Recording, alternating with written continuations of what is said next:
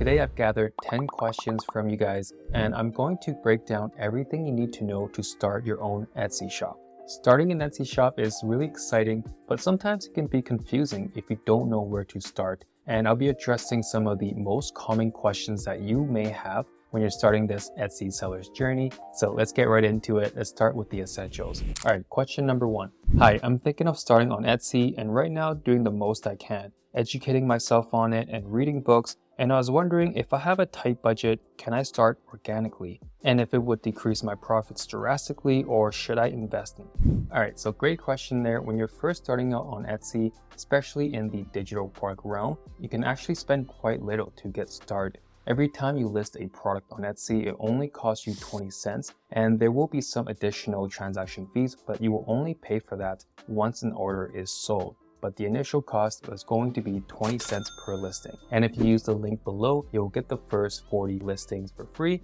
and that's equivalent to $8 if you times the 40 free products by 20 cents. So definitely use that link if you're starting your shop out. Now, when it comes to creating your products itself, you can use a tool like Canva. Use the free version and start to build your products that way. You can also share the links absolutely for free now, so that is a great way to start a shop when you're on a budget. And in my previous videos, I talk about how much it can cost if you were to go all out into buying the best products, going for the best mockups, the researching tools, right? That can cost as low as $60, but I have a full video there linked if you want to check it out. But in general, even something at $60 to get a shop launched, being able to generate $5,000, $10,000 a month, that is a great ROI. That's a great return on investment. All right, question number 2. Hey there, I cannot choose a niche in which there is no competition. Please advise where to get started. So this is a question I get asked quite a bit, is someone wants to tap into categories with zero competition,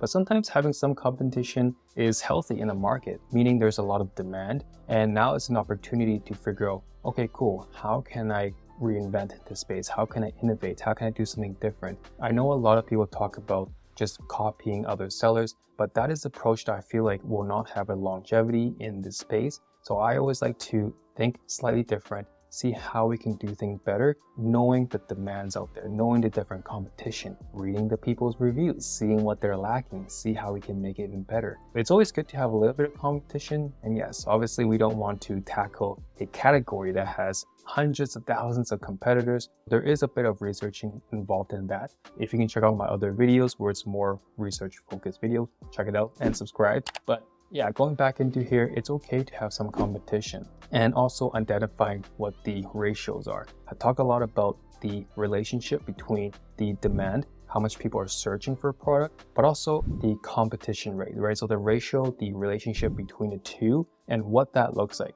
And ultimately, you will know which way you should lean more towards, which product categories and things like that. But again, if I'm getting too complicated, if you're just starting out, it's fine to have some competition. You can check out Everbee for free. I have a link down in the descriptions for you. Another tip is, if you're in a category you feel like there's a lot of different competition, feel free to niche down even more. I know a lot of people want to go general, but for me, I take another approach. I like to niche down first to establish yourself in a specific category. Once you've established yourself in that space, you can start to incorporate some other product categories, some other keywords, expand that way. And on the back end, Etsy sees it, they'll gain more trust from you. They want to promote you more, seeing the results you're getting, seeing the success. And that is a strategy that I've seen work within the students in my program. Okay, question number 3.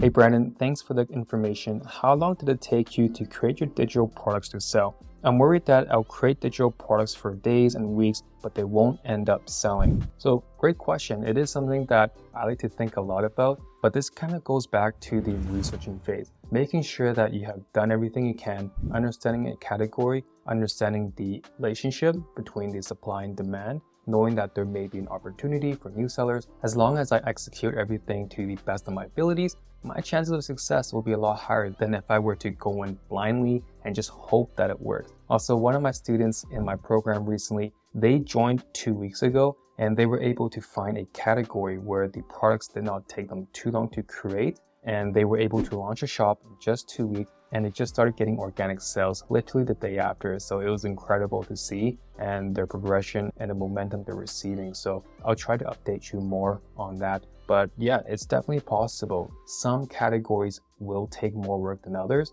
but if you're able to research enough to know the opportunities and the ones that require less time, then definitely go ahead with those ones if you want to start first. But for me personally, I like to go for ones that take longer, more effort, because everyone wants to go into the really quick product creation ones using AI, leverage those, which is amazing. But if it's just as easy for you to tap into those, it's just as easy as everyone else, since the barrier to entry is really low. Question number 4. Hey Brandon, I'm from Malaysia and I just started my Etsy journey. There are a lot of times I already spent on finishing my products, researching, exploring, and listing on all of them, but sadly I face a problem where I cannot set up my billing during opening my shop. I've already checked all of my bank information, but it always says there's still something wrong and asks me to check again. It's been a week already, please help. Okay, so this is a problem I do hear quite often. And if you're having troubles with the billing address, make sure you first double check everything is correct. And next is sometimes you may need to use a different credit card, or some of the banks may not accept it depending on the country you're in.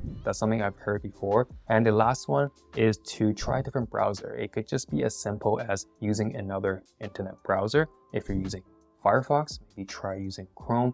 That is a quick fix you can try, and a lot of times it can solve that issue if you are unable to set up the backend, the bankings, and all that stuff. So give that a try. Okay, question number 5. Thank you so much for your video. I have a question. As a brand new account, is it possible to create a virtual product from the beginning? Because I think Etsy is a manual platform, so I don't know if virtual products can be listed directly when registering a store. So my question is, should I put my visual products on the shelf when I register my store, or do I need to provide a handmade product as a registration information and then wait for the store application to be approved before uploading the virtual products? Okay, so great question. I'm going to assume when you mean virtual products, you're talking about digital products. So it's totally okay to launch a store with using digital products. This is something I do. I've opened up multiple shops in the past, all digital products, and I don't have any physical products in there to get it set up. It's totally fine to open up a shop using digital products only. Question number 6. Hey Brandon, can I open up Etsy without a credit card? So unfortunately, you will need a credit card to open up an Etsy shop.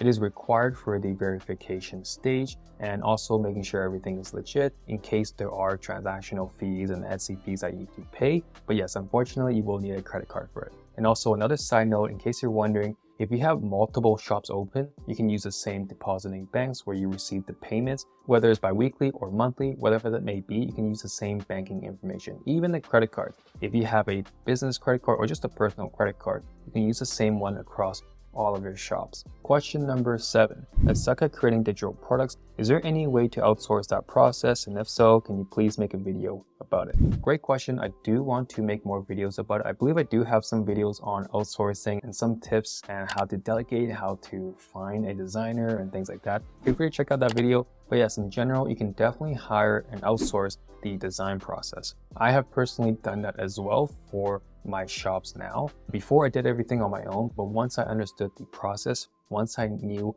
what makes a good winning product, once I knew how to translate that messaging, how to translate that vision to a designer so that they can create exactly what I'm looking for, I was able to outsource the whole process. But a quick site you can use is onlinejobs.ph. This is a platform that I personally like to use when I'm looking for freelancers, when I'm looking for designers to create different products. One of the students in our program actually went through that as well, because we do go over if you wanted to use the outsourcing route, but they found a lot of success in it. They were able to learn how that whole process works, how to interview them, finding the right candidate for the job, how to delegate properly, and they found it was really helpful, the whole process, and their shop is doing well now, and they're continuing to work with their freelancers as well. Okay, question number 8. I'm new to Etsy. Would you set up a different shop for each type of digital products, or do you put all of your different digital products in one shop? And if you're setting up multiple shops, do you name them similarly so that others know which shops are yours?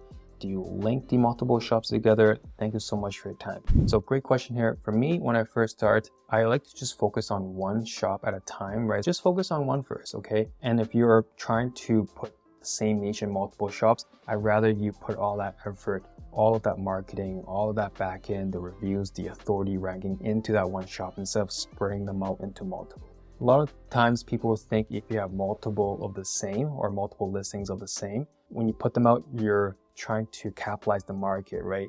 You're saturating it, but you're also diluting each of those products. I would rather have 10 sales all on one listing than one sale across 10 different listings of the same, right? Because each of those 10 listings, you have to build up that review count for each of them. Whereas if it's in that one listing, you'll get all the favorites, all the reviews, the backend sees it, the Etsy backend will see it, will continue promoting that one winning product. It'll give you the best sellers tag, star seller badge, all that good stuff if you put all that focus into that one product, one shop. All right, question number 9. How do you make good digital mockups for Etsy? So when I first started, I like to just grab free mockups, making sure that they are commercial free and then use them onto my products. But now I like to invest a little bit of money. So back to our earlier first questions, if you were to go on a budget, you may not want this approach. However, if you're able to spend around $20 to $30 for a bundle of mockups for your specific product, I recommend checking out Creative Market. That is a platform that I personally like to use when I'm shopping for new mockups for my different products.